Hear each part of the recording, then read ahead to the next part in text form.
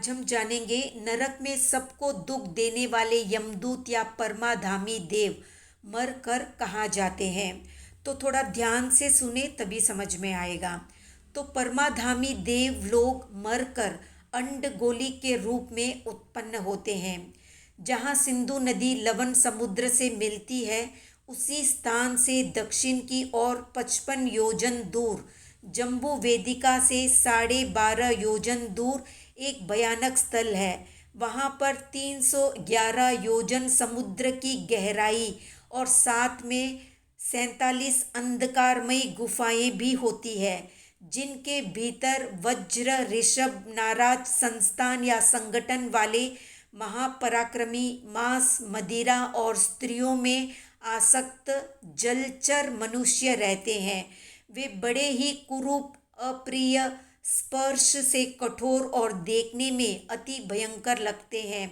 वे 12.5 हाथ ऊंची काया वाले और हजारों या संख्यात वर्षों के आयुष्य वाले होते हैं।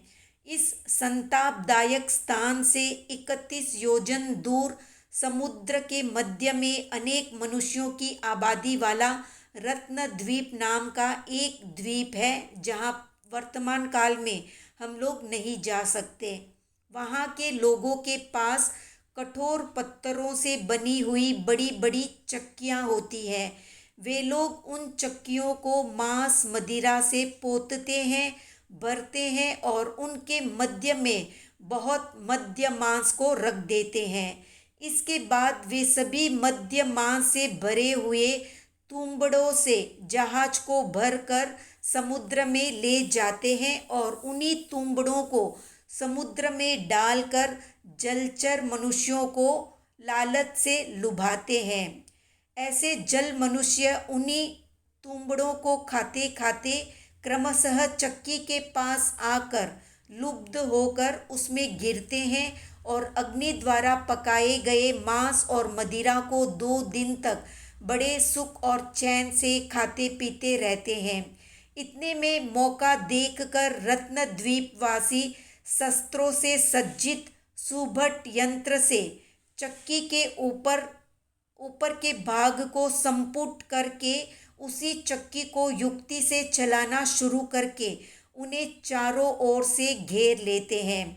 क्योंकि ये जल मनुष्य या जलचर मनुष्य बहुत शक्तिशाली होने से सावधानी रखनी पड़ती है। ये बड़ी बड़ी चक्कियों को बड़ी कठिनाई से 1 साल तक चलाते रहने पर भी उन जलचर मनुष्यों की हड्डियां थोड़ी सी भी नहीं टूटती।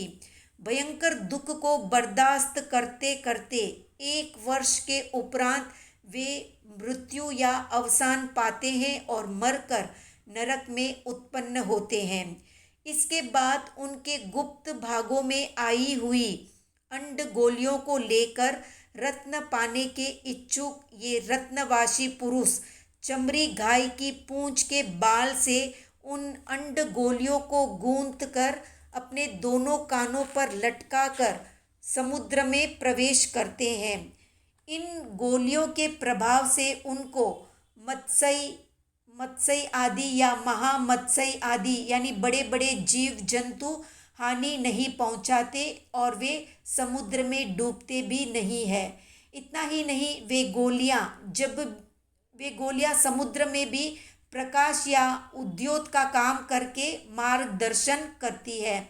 इस प्रकार घोर कर्म बांधकर अंडगोली के रूप में उत्पन्न होकर ऐसी भयंकर चक्कियों में पीसे जाने पर कठिन दुखों का अनुभव करते हुए ये परमाधामी देव संसार में जन्म मरण करते रहते हैं और भटकते फिरते रहते हैं।